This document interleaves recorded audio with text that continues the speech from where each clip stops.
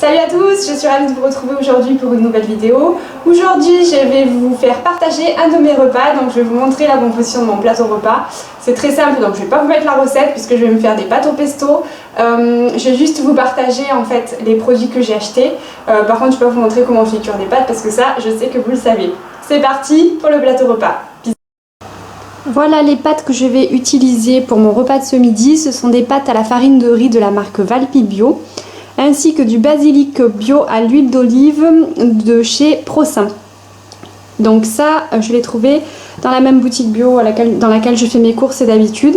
Par contre, les coquillettes, c'est la première fois que je les achète. D'habitude, j'achète les spaghettis de riz brun qui sont excellents, qui se tiennent très bien à la cuisson. Et même les personnes qui habituellement mangent du gluten, auxquelles je les fais goûter, préfèrent ça aux spaghettis normaux. Donc vraiment, je vous invite à les goûter si vous les avez jamais goûtés. Je vous ferai partager de toute manière dans une autre recette ces pâtes-là. Voilà, ça y est, c'est prêt. Je vous filme donc mon repas de ce midi. Une petite salade verte bio avec du persil et du basilic du jardin, de l'huile de colza, de l'huile d'olive et de l'huile de pépins de raisin, quelques gouttes de jus de citron, les fameuses pâtes Valpiform à la farine de riz et au pesto bio Prosin.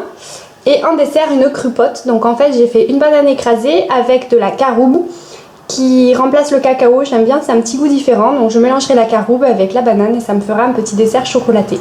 J'espère que cette vidéo plateau repas vous aura plu, qu'elle vous aura donné peut-être des idées, montré qu'on peut manger des pâtes sans gluten sans qu'elles ressemblent à rien du tout, puisque celles que je mange ne se dépiotent pas et elles ont un très bon goût. Donc si vous connaissez d'autres marques de pâtes sans gluten qui se tiennent bien et qui pour moi sont à la farine de riz puisque je ne mange pas de maïs, partagez-le moi en commentaire, ça m'aidera.